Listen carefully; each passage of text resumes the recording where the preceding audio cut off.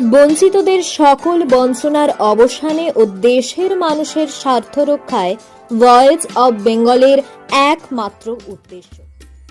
সকলকে সংগ্রামী অভিনন্দন জানিয়ে আজকের প্রতিবেদন শুরু করছি। আমি শামীম আক্তার। এই প্রতিবেদন যাদের পছন্দ হবে না, অযৌক্তিক মনে হবে, যুক্তি দিয়ে খণ্ডন করতে পারলে করবেন, অথবা যদি মনে করেন যে এটা দেখার প্রয়োজন নেই তাহলে স্কিপ করে বেরিয়ে যাবেন। রাজ্যের মুখ্যমন্ত্রী নিউ টাউনে দুর্গাঙ্গন নামের একটি মন্দিরের উদ্বোধন করলেন। প্রায় 52 বিঘা জমিতে 261 কোটি 99 লক্ষ টাকা খরচ করবেন। ওই মঞ্চ থেকে ঘোষণা করলেন উত্তরবঙ্গে তিনি জল্পেশ বাবার মন্দিরে উদ্বোধন করবেন জানুয়ারি মাসের শেষের দিকে।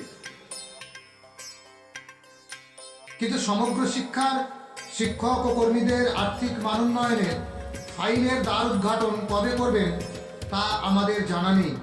কিন্তু কেন এই অবহেলা? নিউ টাউনের মতো জমিতে আইটি হাব হতে পারত, কিংবা কোনো বড় হসপিটাল হওয়া উচিত ছিল, নতুবা ওই জমিতে কোনো একটি বড় কারখানা হতে পারত। না, তিনি ওখানে মন্দির উদ্বোধন করলেন। আসলে কেন করলেন তা আমার মতো দাড়িওয়ালার পক্ষে কঠিন হলেও তা বলতেই হবে। কারণ আমরা বঞ্চিত নাগরিক। শুধু নাগরিক বললে ভুল হবে, আমরা প্রথম শ্রেণীর নাগরিক। কারণ আমরা মানুষ গড়ার কারিগর, অর্থাৎ সমাজে আমাদের চেনে শিক্ষক হিসেবে, যদিও আমরা সমগ্র শিক্ষা মিশনে কাজ করি।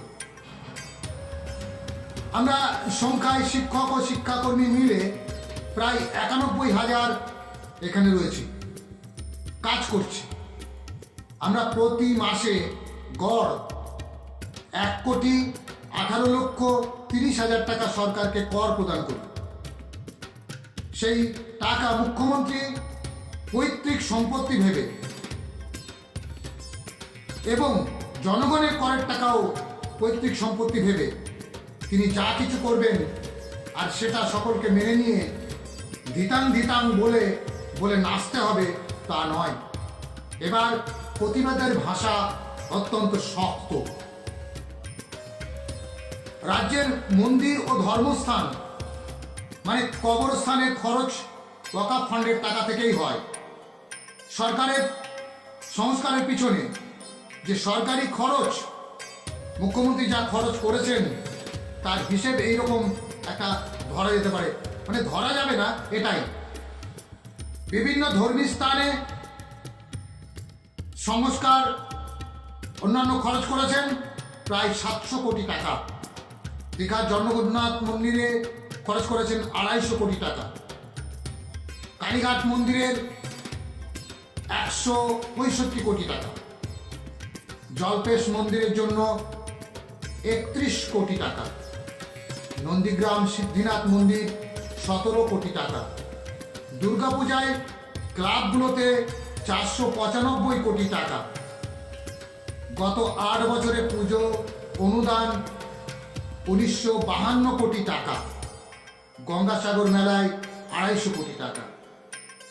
আমি ইমাম মুয়াজ্জিনের কথা বাদ দিলাম, কারণ ইমাম মুয়াজ্জিনের ভাতা দেওয়া হয় ওয়াকফ ফান্ডের টাকা থেকে এবং কবরস্থানে খরচও করা হয় ওয়াকফ ফান্ডের টাকা থেকে।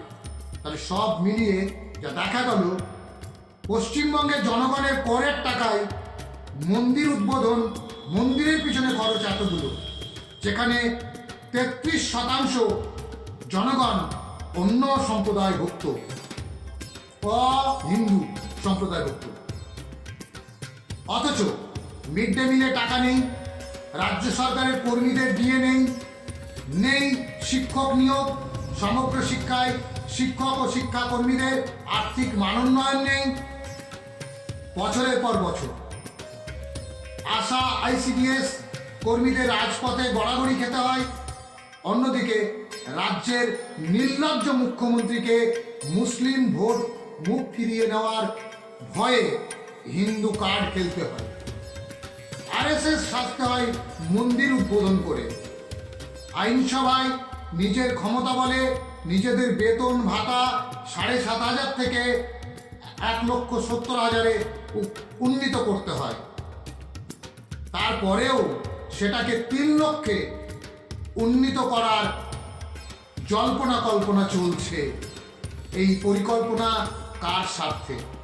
জনগণের করের টাকায় জনগণের আর্থিক মানোন্নয়ন হবে না কেন? আমরা সমগ্র শিক্ষার শিক্ষক ও শিক্ষাকর্মী জনগণের অংশ নই কি?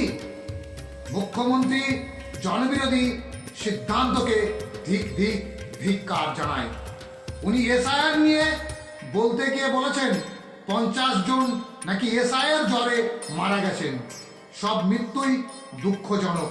তাহলে মুখ্যমন্ত্রীকে প্রশ্ন, সমগ্র শিক্ষায় এ পর্যন্ত প্রায় 1,000 শিক্ষক ও শিক্ষাকর্মী আর্থিক দৈন্যদশায় বিনা চিকিৎসায় অবসাদে আত্মহত্যা করেছেন, মারা গেছেন। সেগুলি কি আনন্দের? জবাব চাই বাংলা। এই মেয়েকে নিয়েও জবাব চাইবে বাংলার মানুষ। তাই আগামী শীতকালীন অধিবেশনের প্রথম দিনেই আমাদের অর্থাৎ সমগ্র শিক্ষা মিশনের অধিকার যাত্রায় আপনার অংশগ্রহণ আবশ্যিক। সকলকে আবারও সংগ্রামী অভিনন্দন জানিয়ে আজকের প্রতিবেদন শেষ ভয়েস অব করছি। বেঙ্গল ইনকলাব বঞ্চিতদের জিন্দাবাদ। আস্থার প্রতীক।